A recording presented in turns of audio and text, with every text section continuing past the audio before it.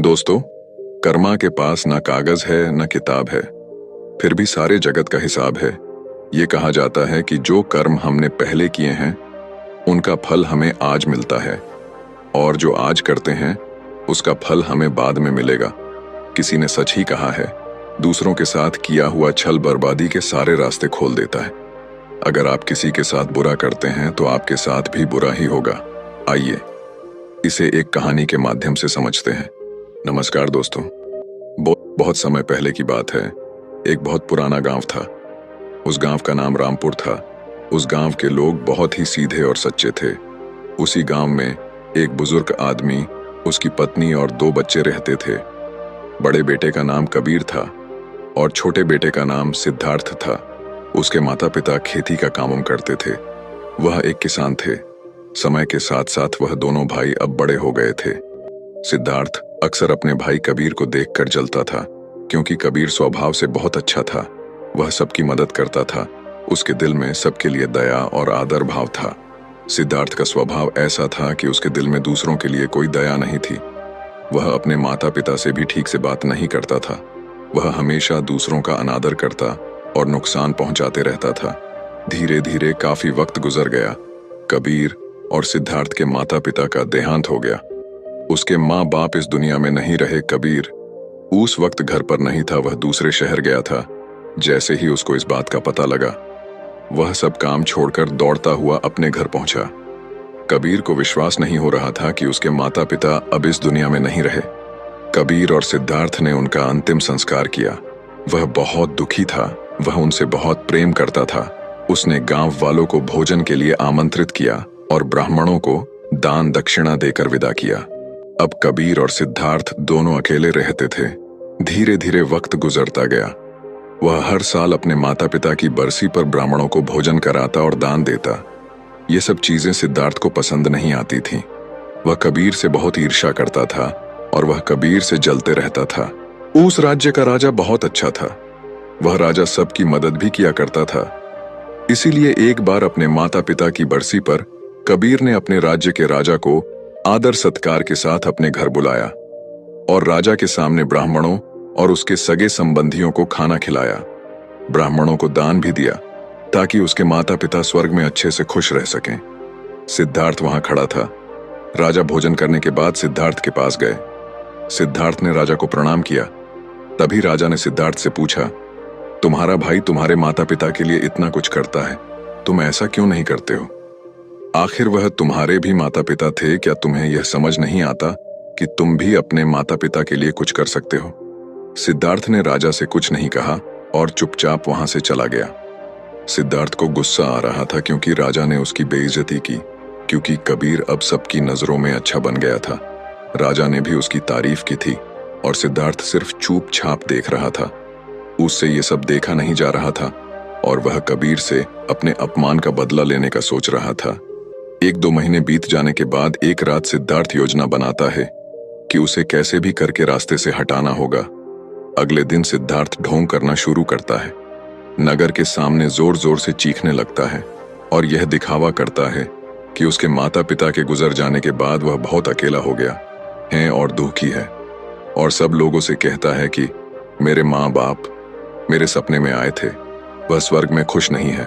वह कह रहे थे कि कोई वहां जाकर उन्हें खाना बनाकर खिलाए, उनकी सेवा करे, वो तभी खुश रहेंगे।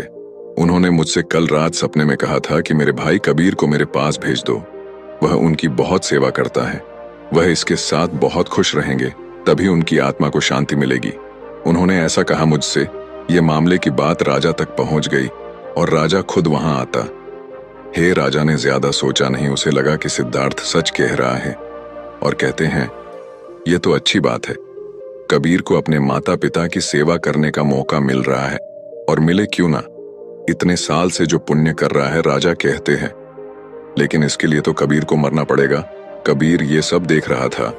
कबीर को यह सब समझ आ गया था कि यह सब केवल उसे फंसाने की चाल है, क्योंकि उसका भाई उससे नफरत करता है।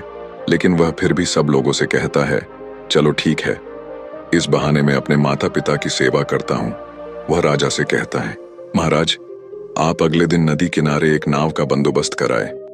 मैं नाव से कूदकर नदी में अपनी जान दे दूंगा और फिर स्वर्ग में जाकर अपने माँ बाप की सेवा करूंगा। राजा ने कहा, ठीक है। अगले दिन इन सभी चीजों की व्यवस्था कर दिया जाएगा और उसने मरने के लिए तैयारी करना शुरू कर दी। सिद्धार्थ यह सब देखकर मन ही मन बहुत खुश था। अगले दिन कबीर ने जैसा राजा से कहा था उसके मुताबिक राजे ने नदी के किनारे एक नाव का बंदोबस्त कर दिया। राजा और सारे गांव वाले भी वहां आ गए थे। कबीर आखिरी बार उस गांवों और सब लोगों को देखता है, फिर नदी में कूद जाता है और सारे गांव वालों को पता चल जाता है कि कबीर अब इस दुनिया में नहीं है। अब वह स्वर्ग की ओर चला गया है अपने माता पिता की सेवा करने के लिए। सिद्धार्थ बहुत खुश था कि उसका इकलौता भाई अब दुनिया में नहीं रहा। जो भी जमीन और वसीयत है अब वह सब मेरा है, मैं ही इसका मालिक बनूंगा। धीरे धीरे काफी दिन गुजर गए।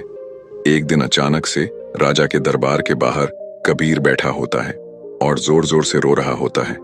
राजा के सिपाही ने देखा कि कबीर वहां बैठा बैठा रो रहा था। पहले तो सब डर रहे थे उसके पास जाने से। फिर कुछ देर बाद सिपाही पूछते हैं, ये चमत्कार कैसे हुआ? तुम जिंदा कैसे हो? कबीर मौन रहा। फिर सिपाही उसे दरबार में ले जाते हैं। सिपाही कबीर को लेकर आ रहे होते हैं।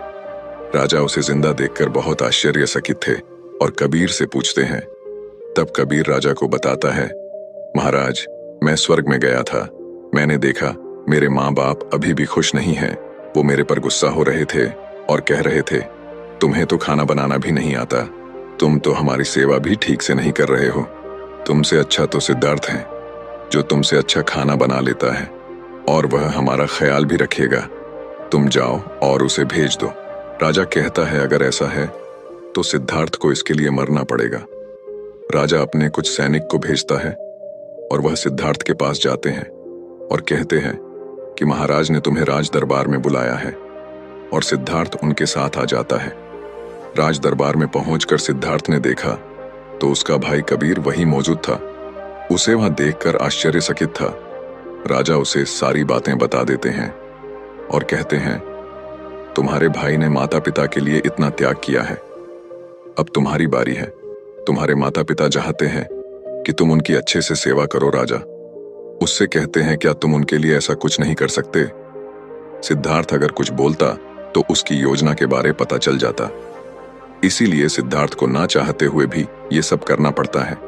अगले दिन फिर से सारी तैयारी किया जाता है। कुछ देर बाद सिद्धार्थ घर आ जाता है और सोचता है, मैं वहां जाऊंगा ही नहीं। अगर मैंने ऐसा किया तो वह सच में मुझे मार ही देंगे। आज रात को ही मैं गांव छोड़कर कहीं चला जाऊंगा। दूसरी तरफ कबीर ने राजा को सारा सच बताया। असल में वह जिंदा कैसे बचा था, उसने पहले ही मछुआरे से बात कर ली थी। जब कबीर नदी में कूदा तो थोड़ी ही देर बाद मछुआरे ने उसकी जान बचा ली थी, जिससे उसकी जान बची और वह 1 महीने तक नगर से दूर रहा था और किसी को भी नहीं पता चला कि वह जिंदा है। फिर सही समय पर राज्य में लौट आया। वह यह सब सिर्फ इसलिए किया क्योंकि वह उसके भाई सिद्धार्थ को एक सबक सिखाना चाहता था। इधर सिद्धार्थ शहर छोड़कर जाने की योजना बना चुका था। अपने योजना के अनुसार वह रात के अंधेरे में ही घर छोड़कर भाग जाता है। वह घर छोड़कर कुछ दूर गया ही था कि तभी राजा के कुछ सैनिकों की नजर उस पर पड़ती है और उसे रोकने का प्रयत्न करते हैं।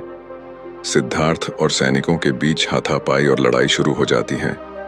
सिद्धार्थ को सैनिकों ने पकड़ रखा था। सिद्धार्थ गुस्से में आकर एक सैनिक के सिर पर एक लकड़ी से मारता है। सिर पर चोट लगने से उसकी वहीं पर मौत हो जाती है।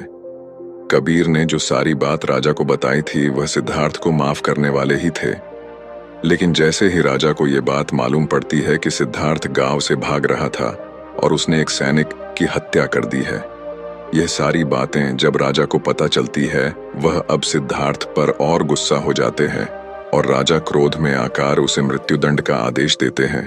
अगली सुबह उसे नाव से धक्का देकर मारने का आदेश जारी कर दिया जाता है। उसको उस आखिरी समय पर अपनी गलती का एहसास होता है कि जिंदगी के अंतिम वक्त में भी उसने लोगों का बुरा ही किया। वह रो रहा था। उसे भी अपने जीवन के आखिरी पलों में गलती का एहसास होता है। पर वो कहावत तो आपने सुनी होगी, अब पछताने से क्या होगा जब चिड़ियां चुग गई खेत से। और पछतावे के साथ उसे अपनी जान से हाथ धोना पड़ता है। दोस्तों, कर्मों का फल ऐसा ही होता है। जैसी करनी वैसी भरनी बुरे इंसान को आखिरी वक्त तक सही और गलत का पहचान नहीं होता। जिंदगी ऐसे ही नहीं चलती। जिंदगी समझने की चीज है जिसे हर व्यक्ति को समझनी चाहिए। मनुष्य के द्वारा किए जाने वाले सभी कर्म उसके विचारों से बनते हैं। हमारी सकारात्मक या नकारात्मक सोच विचारों को जन्म देती हैं और वही विचार कर्म बनाते हैं। इस तरह सोच सकारात्मक होने पर ही अच्छे कर्मों का निर्माण हो सकता है। अगर हमें किसी के साथ बुरा करते हैं तो हमारे साथ भी जरूर बुरा होगा। जब आप दूसरों के लिए अच्छा करते हो तो बदले में हमारे साथ भी अच्छा होता है। यह भी हो सकता है उस वक्त हमारे साथ कुछ बुरा ना भी हो, लेकिन कभी न कभी इसका हर्जाना हमें भुगतना ही पड़ता है। इसलिए हमें किसी के साथ बुरा करने का कोई अधिकार नहीं है, क्योंकि कर्मों का फल कभी न कभी मिलता जरूर है। दोस्तों, आपने आज के इस वीडियो से क्या सीखा वह मुझे आप कमेंट में बता सकते हैं। इसी के साथ में उम्मीद है कि आपको आज की वीडियो पसंद आई होगी, तो इस वीडियो को उस इंसान को शेयर करें जिससे ये कहानी सुनने की जरूरत है, और उसी के ठीक बाद चैनल को सब्सक्राइब करें। तो चलिए फिर मिलते हैं ऐसी एक और नई वीडियो में एक नए मैसेज के साथ। तब तक के लिए अपना ख्याल रखें। धन्यवाद और नमो बुद्धाय।